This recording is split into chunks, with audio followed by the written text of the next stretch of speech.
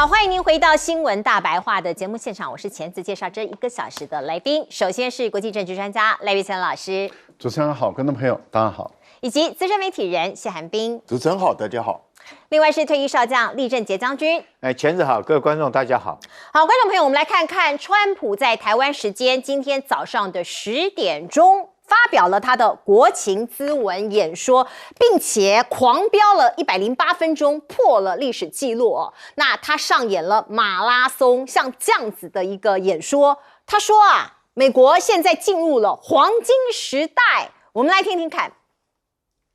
Our nation is back, bigger, better, richer, and stronger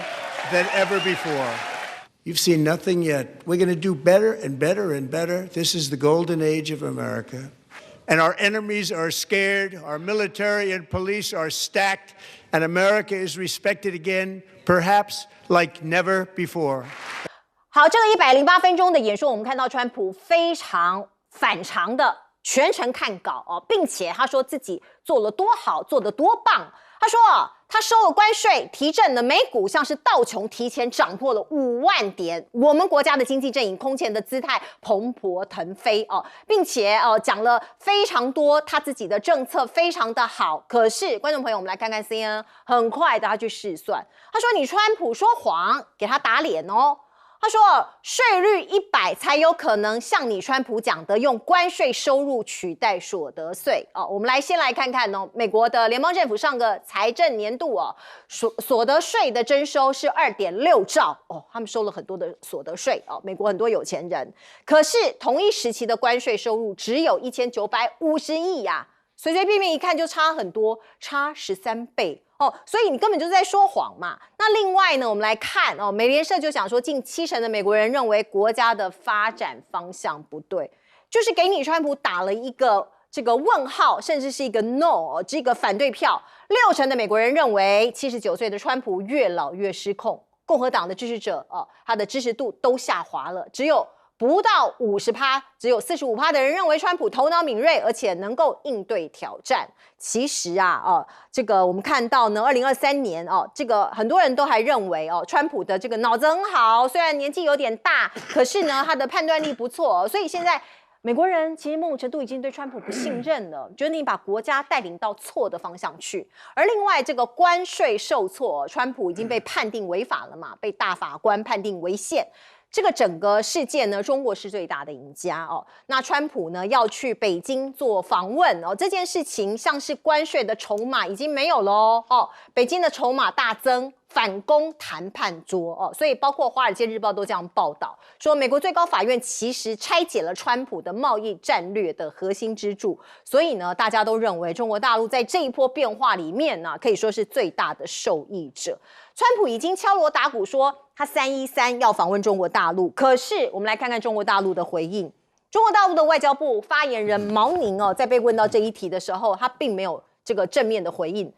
他们的回应千篇一律，说目前没有可以提供的讯息。所以这个计划有变吗？我们也看到包括122条的这个条款征收关税这件事情这个是川普寄出来的一个反制的武器。中国大陆又有一个应对的方式，他说会视情况来适时调整反制的措施，而美中现在还是继续斗肯定要斗，因为这个竞合的这个关系会一直缠斗下去。如果要维持稳定的关系，美国国务院次卿是说，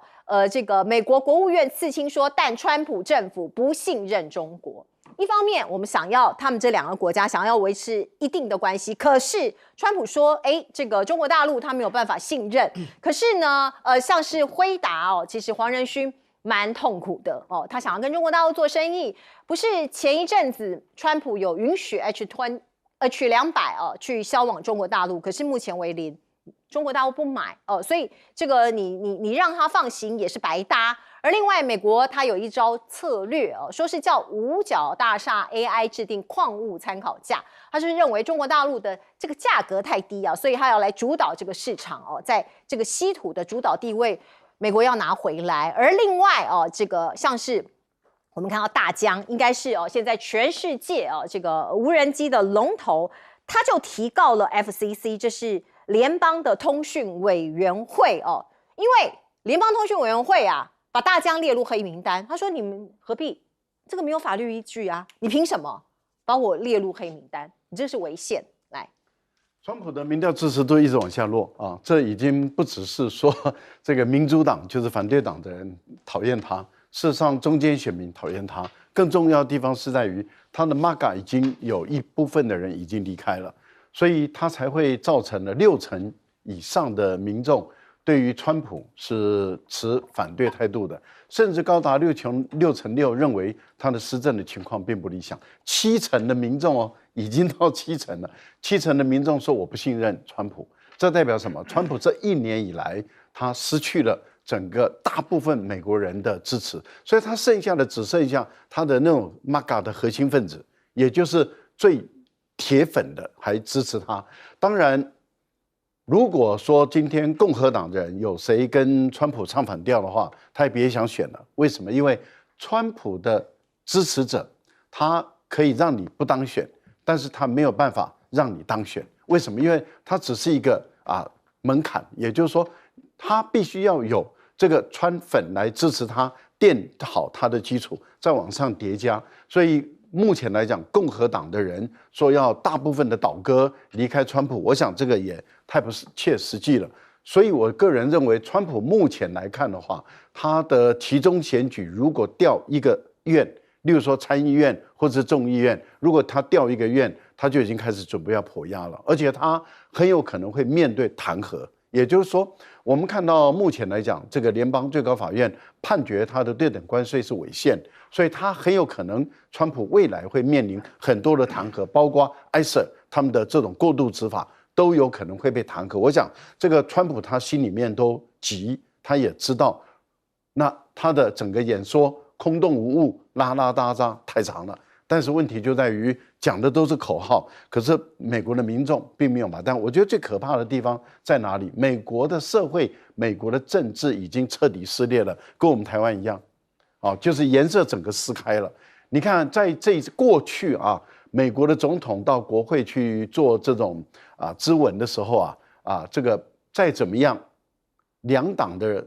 人都还会尊重他是国家领袖，但现在没有哦。你共和党的支持你的，我民主党我走，所以有一部分的民主党离开，有一部分因为他在外面搞个野台戏，跟我们台湾很像那有一部分的人坐在那里也不站起来，那么更一大部分的人他就完全不鼓掌。所以我们看到在这样的一个情形下，事实上特朗普在演说的时候也是气得不得了常常中断就骂一下民主党，常常中断就骂一下民主党，这个并不是很良好我们来看一下川普，他急急忙忙的一直想到大陆去，但是到目前为止大陆都能回应，原因在哪里？不是朋友。如果是中国大陆的朋友，大陆会比较早就宣布说，哪一位领导人要到中国大陆来访问，因为中国大陆邀请他们要来。但是如果不是朋友的话，通常都在要临行前的几天或是前一天才有可能公布。你看德国的总理其实就很明显了，因为德国的总理现在的德国政府已经第3届跟中国大陆搞的关系很差的第3届，之前梅克尔的时候跟大陆的关系很好，那么从梅克尔下台以后，这第3届的政府跟中国的大陆关系都搞不好，所以我们看到这一届的第3届的政府，你看他要到中国大陆来的前2天，大陆才宣布，那之前德国放出讯息说要去4天，结果最后是2天，那另外2天的行程等于是没有了，急得不得了因为今天到北京，明天到杭州就要离开了，所以到现在为止，我们在录影的时间为止，他跟哪一位领导人见面的讯息没有，谈了什么没有，这代表什么？代表我觉得德国对中国大陆对德国来说已经不信任了，我觉得这是德国3届政府把他跟长期以来跟中国大陆好的关系都破坏掉了。好，这是我们看到的。美国的国务卿说，美国的总统或是美国他们不信任中国。其实我们从另外一个角度上来看，中国什么时候相信过美国？从拜登时代，中国已经多少次的说你不要说一套做一套，然后甚至公开的面对拜登也说你不要说一套做一套，那所以也就是大陆对美国也不信任，所以这2大国彼此之间都不信任。坦白说，以现在的情况，美国的盟国有哪一个国家信任美国？是，更不要讲说你美国信任谁了。来，彬哥，川普他这一次这个国情咨文，从头到尾就是我们赢定了，我们赢麻了，我们赢太多，赢到不知道该怎么办了。讲来讲去就是这些东西。但是问题是，你每次讲这种自吹自擂的话，除了你背后这几个你的幕僚、你的这一班团队之外，你看美国民众有多少人相信这件事？因为生活就在他们眼前发生了，他们眼前的生活就并没有过得比较好，而且大家不会觉得他讲那个这是美国经济有史以来最好的时刻，不会觉得有点耳熟？好像某人也常这样讲，对啊，所以我就觉得这种就表示当他已经没辙的时候，就会讲这些自欺欺人，然后也希望你被洗脑相信的话。那但是问题是，他现在还是美国总统，你还是换不掉。那接下来川普要怎么出招？我个人是认为，川普大概慢慢知道他的很多东西，他必须要做修正，他不修正大概走不下去。因为今年期中选举对他来讲非常重要，期中选举过不了，他大概就接下来就是一路就是被人家追着打。所以我认为他慢慢会转变一些政策，而且他现在急于获得一个眼前的胜利来 cover 掉现在的不利。这也就是为什么伊朗现在这边战云密布，然后他也积极想要去中国大陆访问的原因。可是问题是，他又举棋不定，因为看起来你做了这些事情之后，你也不见得真的能够拿到你想要的这个胜利。所以我觉得他也一直在这个不断的思考。我个人是认为，他虽然看起来整个行为是有点失控，实际上他脑袋清楚得很，因为至少他上任以来到现在，他的家族已经赚了200亿美金都不止了。他一直不断的在为他的家族跟他的他的川友友在赚钱，可是现在面临到这种关头，是他要发挥他更大能耐的时候。那中国大陆这之行显然是重中之重，可是问题是，中国大陆到现在咬死不放，还是没有说，3月31号到现在已经剩1个多月出头而已，这么短的时间，中国大陆还是不肯证实。显然，中国大陆还在看你川普到底是不是还有新的招要出。因为过去已经好几次，你如果一早就跟川普做了某种承诺，刚刚赖老师讲的全世界现在最不被信任的应该就川普吧，因为没有人知道你这1分钟讲的话跟下1分钟是不是一样，你的承诺到底算不算数，没有人知道。所以我觉得中国大陆现在还在观察你川普到底定性了没有，你不要我到时候宣布说你3月31号会来，然后你马上又去讲一些奇奇怪怪的东西，这个是中国大陆最害怕的东西，所以他一定要等到一切确认的时候，他不见兔子不撒鹰哦。那导致我觉得美中之间的这种竞争关系，美国现在想尽方法拿出各种法宝，想要去卡中国大陆。实际上 H200 这个东西，它刚放的时候，中国大陆那边确实有一些这个公司产业，他们会觉得说，那我们是不是也来用 H200？ 所以去跟老共那边去做登记，他们也要去买这个晶片。就现在是美国自己又把它卡住，不让它出来。那我们早就讲过了，其实美国用这种方式，只是逼使中国大陆的晶片更加强迫快速升级而已。这个对美国一定是有好处的吗？然后他们现在对这一些矿产原物料又要来做定价机制，会不会又有点耳熟？那个时候俄乌战争初期的时候，美国跟欧洲不是说我们现在要规定俄罗斯原油在全世界上卖的价格，结果呢？就俄罗斯原油到现在还是在卖，你拿它有什么辙吗？是，所以我觉得美国这种单方面一厢情愿的想法，恐怕解决不了眼前的问题。来请教将军。我觉得今天看这个川普的国情咨文可以说是美国的一场政治秀，而且等于说，如果说你把它展开来看，你会觉得像是民主党跟共和党的一场擂台比赛，一场政治在舞台上面的一场秀。一边整个川普演讲的过程之中，共和党这边就起立鼓掌，民主党那边就是这个嘘声跟这个道喝彩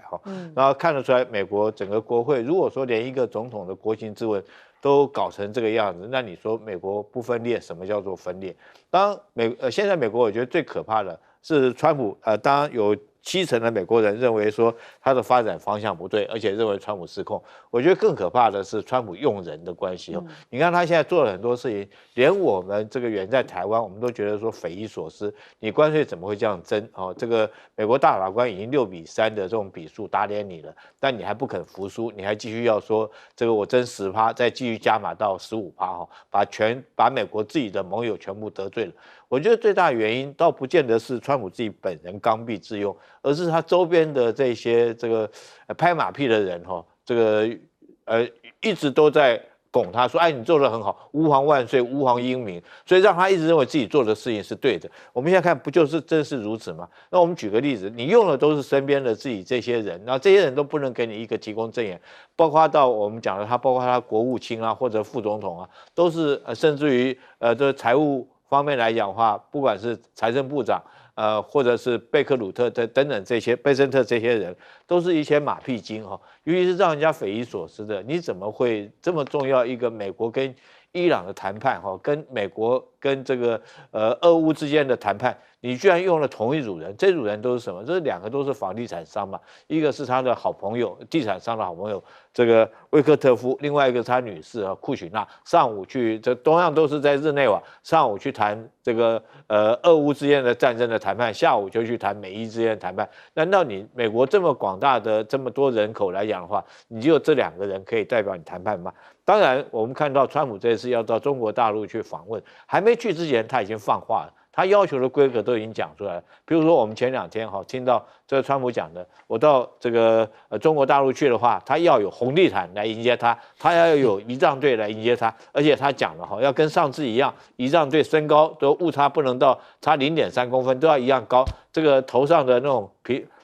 平这个身高的同样的程度，在头上可以打撞球，要到这么平。他已经讲过这种话，但是我们看到中国这时候反而很低调，没有任何声张。如果说以美国总统到中国去访问，全世界都认为是一件大事，因为他们自己讲了嘛，这2个基础的国家元首要见面，一定是大事。那为什么中国这时候那么低调？我认为包括2个原因呢。第一个可能是不是这个对台军售的问题还没有谈拢？那第2个当然是这个关税贸易，这个大法官打脸美国之后，中国利用这机会，他可以好好的跟美国再谈一谈，我还要不要买那么多的黄豆，我还要不要买那么多的天然气？当然这时候对中国是非常有利的。在这种状况下，中国不需要讲太多它可以跟现在反过来变成中国可以跟美国大大的开口要价，要很多东西。那让我们比较担心的要的部分里面，如果中国跟美国要的东西，是不是包括我们台湾的这种相关的这种安全部分也会被美国川普所出卖？这是值得我们台湾特别关心的。所以这次我觉得川普跟习近平2个在这个北京见面呢，我们台湾要特别当心注意，因为从还没开始见面，我们已经看出来川普已经站在这不利的已经站在不利的态势，只有他开口跟人家要，就人家根本就连话都没有讲。那后续中国会跟川普这个开出什么条件，真的有我们要特别提高警觉，跟特别小心。是德国总理梅尔茨他此刻已经抵达了中国大陆的北京。不过他在出发前往中国之前，他讲了一番话，我们来听听看。Konkurrenz belebt das Geschäft. Wettbewerb ist gesund, solange er fair ist. China und Deutschland haben positive Erfahrungen. Wir wollen auch diskutieren, wie wir Abhilfe schaffen, zum Beispiel wo Überkapazitäten entstanden sind, wo es Ausfuhrbeschränkungen gibt, wo es Zugangsrestriktionen im Wettbewerb gibt, die den Wettbewerb verzerren und verhindern. Wir wollen das Potenzial unserer Partnerschaft ausschöpfen und nicht verkleinern. 好，您可以看到德国总理梅尔茨在动身之前呢，也说了这一番话。很快的，他抵达了中国大陆那你看到他飞机落地这一刻，机舱的门打开，请导播让我们看看这一幕铺着红地毯的这个楼梯你看到梅尔茨是用小快步非常有点小跑步这样的方式来下楼梯那这个话题也很快的登上了百度热搜。中国大陆的网友也在这个讨论，为什么他这么急着下这个楼梯，这个铺着红地毯的楼梯。不过我们可以从身体语言来解析这一切这个不是我讲的，这是前 FBI 的反情报探员，他叫做乔纳瓦罗，他写了这一本书哦，讲的就是身体语言哦，就是 FBI 教你读心术哦，在全世界各地都有热卖。他说，小跑步如果还有脚的动作呢，是最诚实的信号。你可能脸部的表情啊，会有一些假装啊，你会虽然你心里不高兴，你还在笑，可是你的脚不会背叛你哦。他讲哦，人类的演化史哦，是大脑边缘系统在面部表情上学会了伪装。我刚刚讲的社交性的微笑，可是脚的控制力就不一样了。所以脚部的动作比面部更可以反映真实的情绪状态。如果说一个人朝向某一个人或某个目标小跑步，就像梅尔兹这样子哦，通常它显示他有兴趣很高哦，或者是对某一个人事物感到很兴奋哈，所以大脑下达这个趋向的有氧动作指令哦，所以外界啊、网友啊都在讨论说，哦，梅尔茨他可能是急于奔向中国大陆，他可能有一些这个急于达到的目的哦，所以看起来是蛮热情的。而另外我们看到中国大陆的市场哦，全世界大概没有一个国家可以放弃。所以你看到他抵达北京之后呢，他这个随行的这些企业代表啦、经贸代表啦，是一坨拉鼓啦。包括有哪一些呢？宾士、宝马、大众汽车、西门子、艾迪达、拜耳制药、汉高、DHL、德国商业银行等等哦，这个名单真的是一大串哦，他们都去参观啊，以及可能寻找一些商机哦。所以你看到包括随行的宝马集团的董事长齐普策，他说中国大陆是全球规模最大的汽车市场哦，它是市场，而且呢，它现在呢也变成了这个产业技术变革的创新热土哦，因为他们自己也造汽车嘛哦，所以这个中国大陆包括它的扎根啊、深耕中国啊，他也讲了未来可能有很多合作的机会。而另外，他明天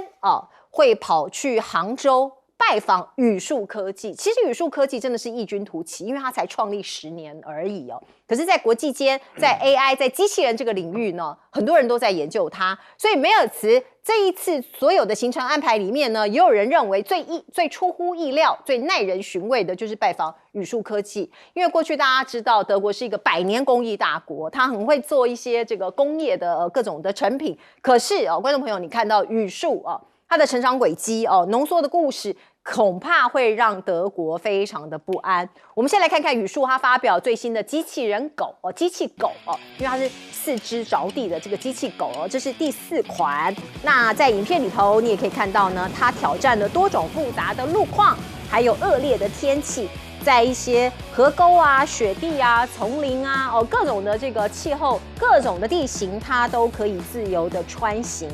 所以外界也说，像是这样的机器狗，可能可以在工业上用，可是更多的恐怕是在军事的用途。梅尔茨去拜访宇树科技某种程度也代表了德国他们现在想要发展的方向，或者是他们想要借鉴的一个方向。来，请教老师。我们刚刚在上一节的时候，我们有谈到，就是说德国的这3届政府跟中国大陆关系搞得很糟那梅尔茨刚上来的时候，也跟中国大陆关系搞得不好，甚至他的外交部部长还批评中国大陆，最后被取消到大陆去访华，然后搞了半天他花了很多不知道付出多少的努力，终于能够跟这个王毅通上电话，最后还能够到大陆来访问，帮这个梅尔茨铺路。但是问题就是梅尔茨要到中国大陆前3天又讲了一些其实会刺痛中国大陆的话。为什么？因为德国已经是一个中等国家，相对于中国来讲，虽然它目前的经济体排名第3，但是问题就是这个排名第3跟第2的经济体，坦白说差太远了，大概就1/4的中国这样的一个实力而已，所以已经是一个相对来讲很弱的，相对中国跟美国来说，德国已经是算很弱的一个国家了。这么弱的一个国家，然后还放言高论，例如说我要去中国大陆跟他谈人权的问题。所以王毅在前几天在联合国的人权理事会里面，他直接就讲了，这西方霸权国家不要去披着人权的外衣在那边，你们搞的都是破坏人权的事，你先解决你国内的，这是我说的你先解决你国内的500-600万的这些穆斯林受到歧视的情况，你再来跟中国大陆谈人权所以我觉得第一个就是他又讲错了就是自以为是一个教师爷，那第二个，他又谈到说南海的问题，中国大陆当然很明显的就是说，你这是域外国家，连美国都管不了你，德国你的舰队要从大西洋彼岸跑到南海里面来介入，接着他又谈南海的，谈台湾海峡的问题，台湾的问题，这个对大陆来讲的话，这是中国的内政的问题啊，两岸的问题不归你管，所以你可以看到这个 Merz 还没来之前已经给自己闯祸了，后来他自己也知道闯祸了。要临行前的时候，又祝中国新年快乐，大家开心 happy。但问题就在于这种口头的东西，坦白说，我觉得并不能够改善他跟中国的关系，所以他内部里面的压力大，牵制住他，他外面他也想展现他是有能力的鹰派的一个欧洲的领袖，但问题就在于没有这个分量就没有这个分量，就不要硬撑了。好，您刚刚谈到了 FBI。的前干员他们的分析是认为说他小跑步代表他急迫的赶到中国来的时候很兴奋。其实我也看过有一个人小跑步拜登拜登在见习近平的时候也一个小跑步一个80几岁的老人家小跑步兴奋的不得了。但问题就在兴奋完了以后这个拜登有没有改善跟中国的关系？没有。所以，当你Merz你兴奋完了以后，你能不能有效的改善跟中国的关系？这一点，我觉得我们看看美国的前车之鉴。换言之，也就是说，如果你又要说一套做一套，或者是你来中国大陆是要来吵架的，坦白说，那基本上来讲，就跟你前任的这个外交部部长一样，都是来吵架的话，那就请回吧。所以我个人觉得这个效果并不大那语数科技这是很有趣的一件事情。语数科技有发生过一个小插曲，这个小插曲就发生在印度。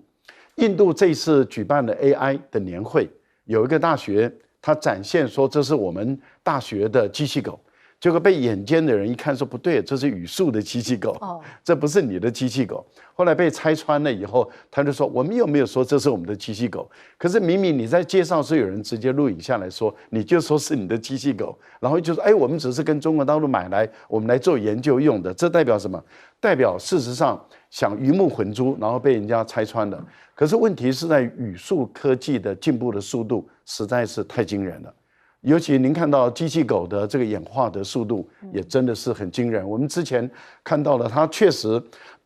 它不只可以用在军事上作战、运输。您刚刚看到了，它背这么重的东西，它也可以帮助我们到山上去爬山的时候，我们人类可以不用再背那么重大的这些行李，它可以减轻你的重量。我个人觉得它的商业应用价值确实很高，军事的价值也不可以忽视。是，过去我们看到很多挑夫有没有？古时候就挑了很重的东西上山，他们都可以做。现在也有，对，以后可能都由机器狗来替代，或是机器驴子。机器驴子来，彬哥，我觉得德国梅尔茨，我是觉得他的成就恐怕会很有限。为什么？因为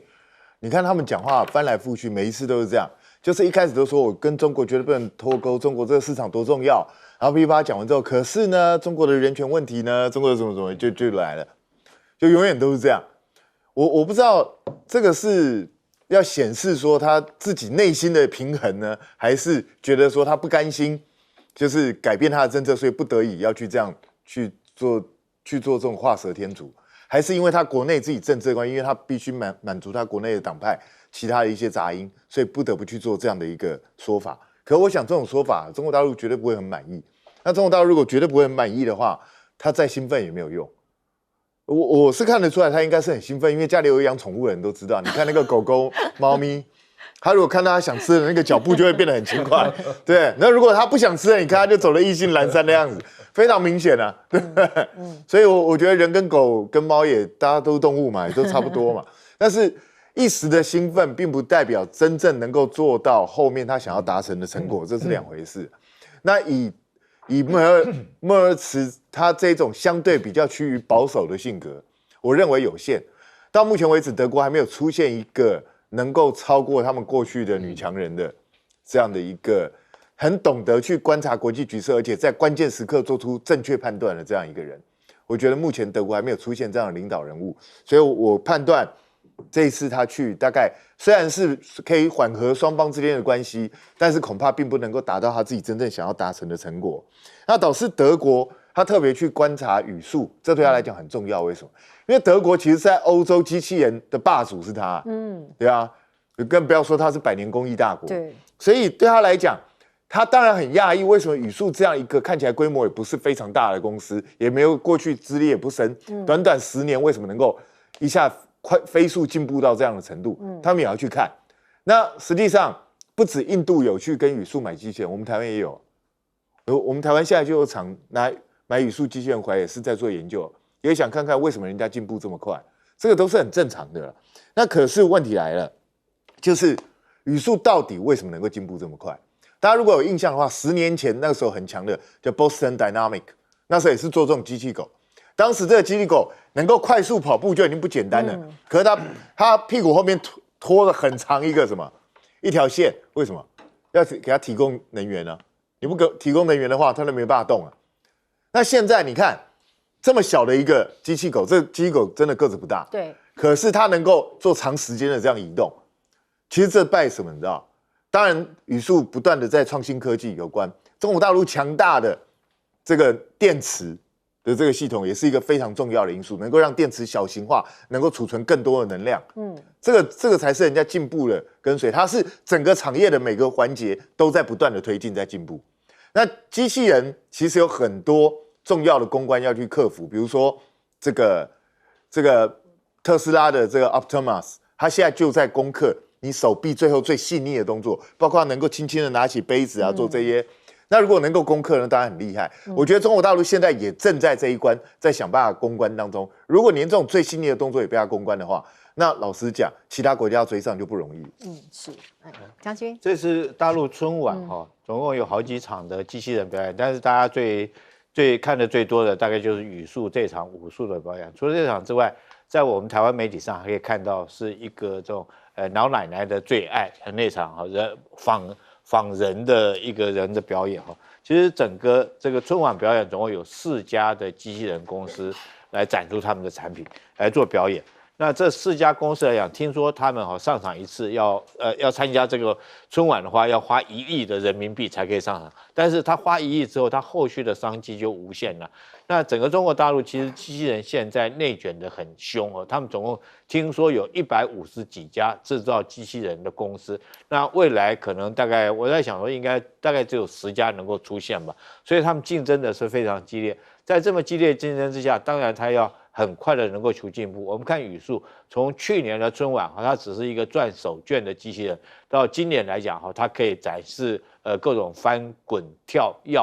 等等各种高难度的动作都可以展现出来。所以我们从光1年的进步就这么多，那你很难想象说是再过个明年，再过个1年，他们会进步到什么状况。当然这些机器人你可以当作有很多的用途了那我是军人，当然要看到包括军队里面这个担任第一线冲锋作战，然后这个是绝对是没有问题的。那尤其是后勤补给，我举个例子来讲比如说我们一般作战的时候，像一挺机枪来讲的话，射手、副射手，另外还要有4个弹药兵提供弹药，因为每个人身上背的弹药数量是有限的，你顶多你就带个200-300发子弹，已经超过你体能负荷。但如果说是有机器狗可以源源不绝的提供射手、副射手的这种机枪弹来讲的话，它的射击就不会间断。所以后续来讲，我觉得用在军事上面用途当然很多，但除了军事上的用途之外，我觉得一般民间用途它也可以用得上。比如说我们现在看到的，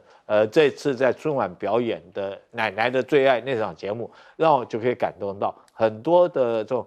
老人家年纪大以后，是不是就是有个机器人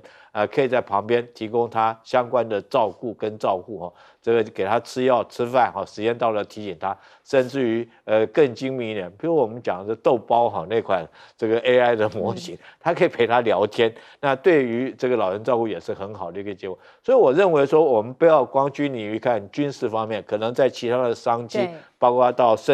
机器的生产，它可以关灯之下，它都可以继续生产作业。然后对于这个老人的照顾哈，身体协助登山爬山，所以我觉得后续的这种商机是无限的嘛。那中国大概继这个所谓电动车之后，未来能够发展最重要一个工业大概就是语数机器人。我想这也是为什么德国总理要去看语数机器人的一个重要原因。对，没错，希望这个机器人的发展对我们人类的生活可以更增进我们的幸福，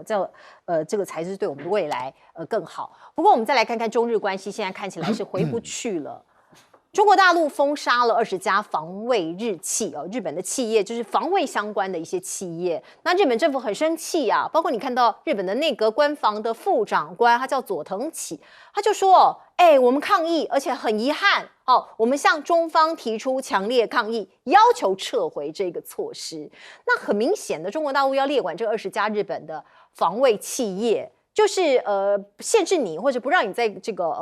各种防卫啊相关的军武上面有发展。可是呢，敏感的这个股市啊，立刻应声下跌。我们看到，包括三菱重工、包括川崎重工、包括 IHI 都跌了，这股价大跌。很多日本企业其实也哀声遍野，因为包括你看到第一波是游客暴跌那时候不让这个中国大陆的游客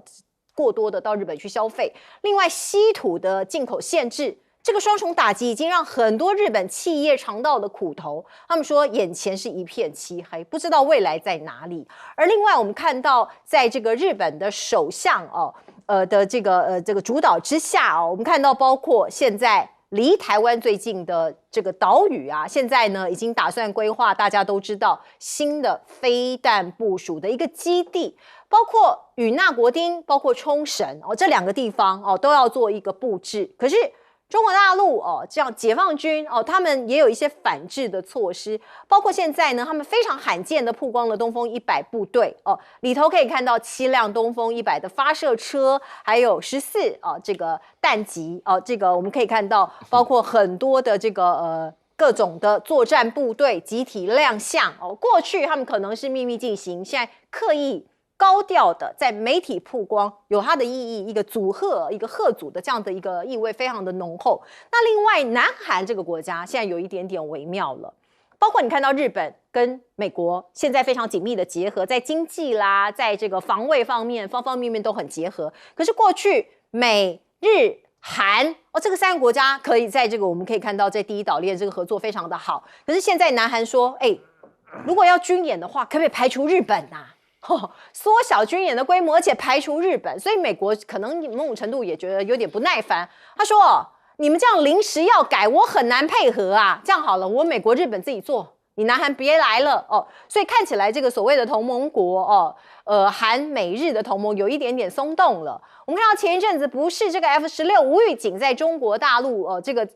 包括在应该是黄海上面有一些对峙韩国的媒体说这个美军的司令已经道歉了因为这个某种程度，这个韩国也很怕得罪中国大陆所以驻韩的美军没有跟南韩确实分享训练内容，导致局势紧张引发李在明政府强烈的关注。所以我们看到国防部长安圭博致电抗议向美军来抗议所以这个布朗森已经道歉，而且在19号提前喊停训练本来是21号才结束，可是他提前2天喊停。所以我们看到包括关税风暴也延烧韩美同盟。现在本来谈好的说这个核潜艇的一个后续，现在要延期咯。原本近期访韩讨论核潜艇后续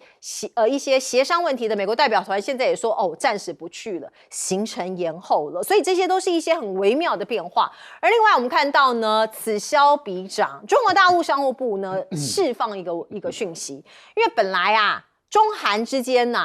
有一个叫热轧板卷一个反倾销的一个协议有一个这个矛盾现在说来达成协议所以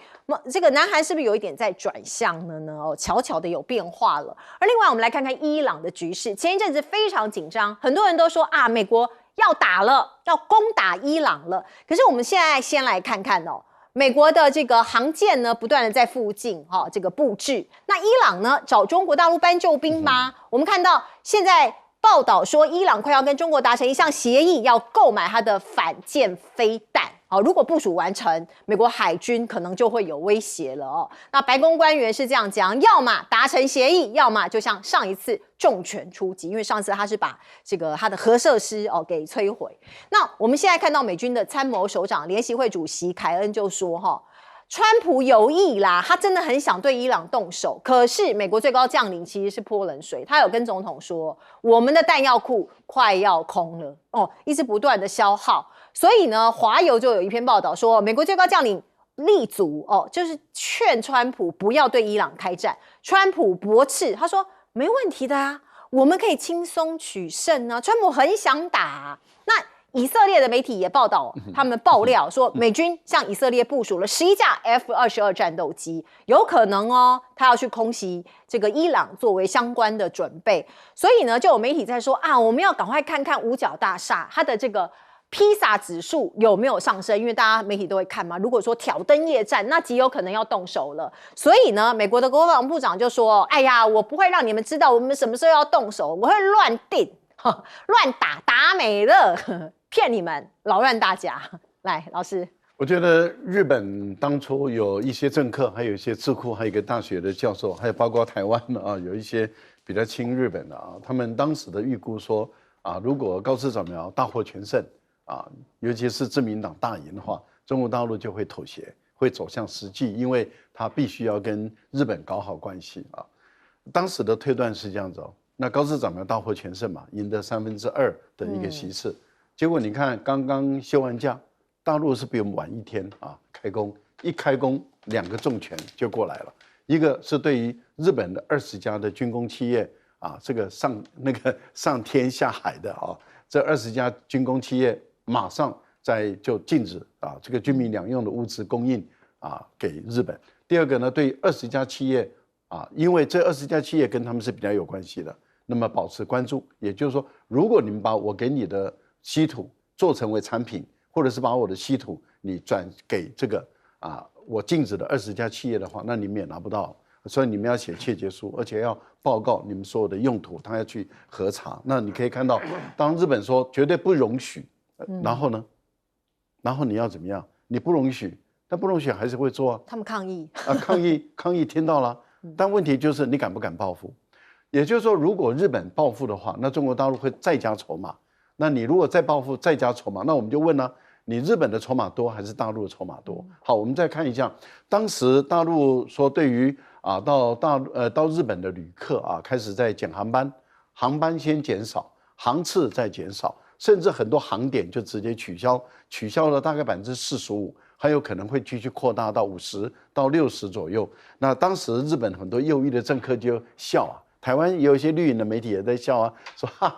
没有任何影响。结果统计资料显示出来了，也就是欧美的旅客填补不了，即使台湾的一些绿媒的或者是绿营的人想办法去填补这些这个中国大陆旅客的这个空间也填不了，因为第一次的资料显示出他们的旅游业同比来说已经萎缩了，而且快速的萎缩。这个萎缩的情况会1整年甚至2年3年这样一直下去。如果大陆的航班越来越减少，然后旅客越来越减少的话，日本的观光业者、服务业者，坦白说会受到越来越多的重挫。这个对日本来讲不会是一件好事情。我觉得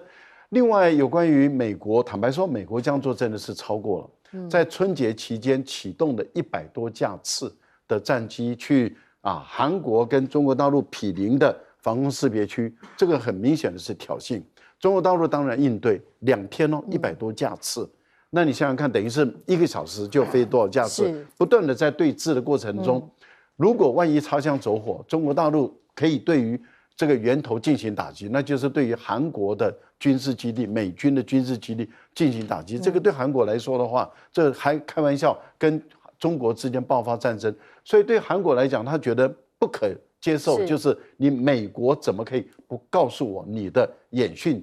计划呢？是我们进一下广告。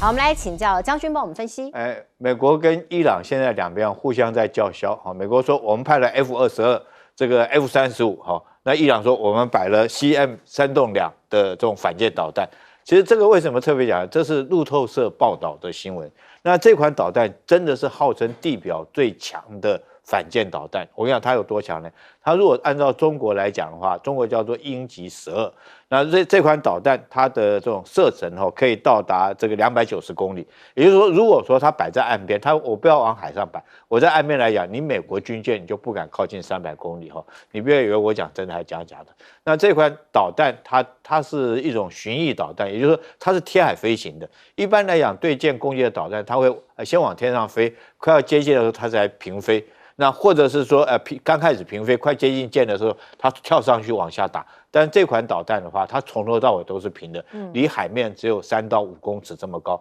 所以你雷达很难发现到它，因为它贴近海面很近。那弹头重量可以到达250公斤，这个速度可以到达3马赫，所以对于舰艇甚至于航空母舰的威胁程度是很大的。除此之外，我们看到伊朗还说它有一款导弹叫做这个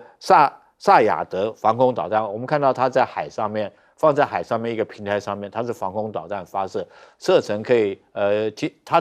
讲可以150公里。但是我们现在讲的关键是这2款导弹，伊朗它凭什么可以发展出来？我觉得很明显背后有大国的支持然后防空导弹，像萨尔德这一款，我认为是仿照俄罗斯的 S-300防空导弹，所以代表俄罗斯这个力量已经有进去了。那关于这 CM302的这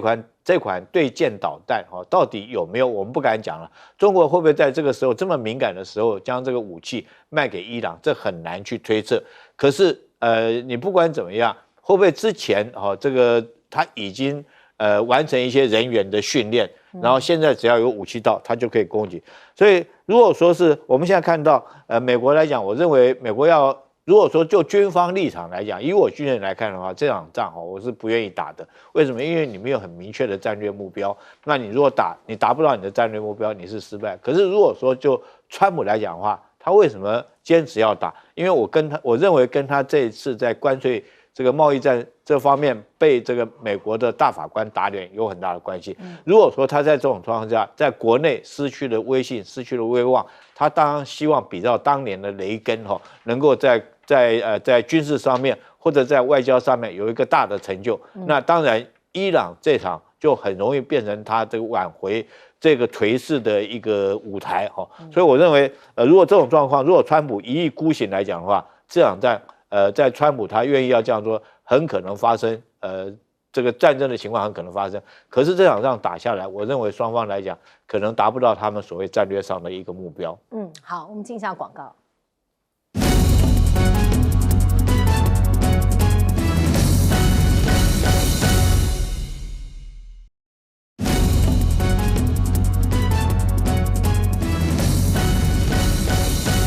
好，请教彬哥。这个中国大陆现在开始扩大对日本的制裁，这是我们早就预料到的东西。我认为这还是初步，它未来会逐渐扩大打击面。那日本这样的回应说不能容许，那不能容许啊。然后呢？对啊。那实际上日本也有，比如说它也有对中国大陆有做很多相关的出口管制啊。那我觉得。那你就是看你啊，你对中国大陆相关，比如说这些光刻胶这些东西的，你的管制你是不是也要放松？所以重点就是看你要不要谈嘛。所以我觉得对中国大陆来讲，它大概会一步一步这样走下去，那就看日本怎么去接招了。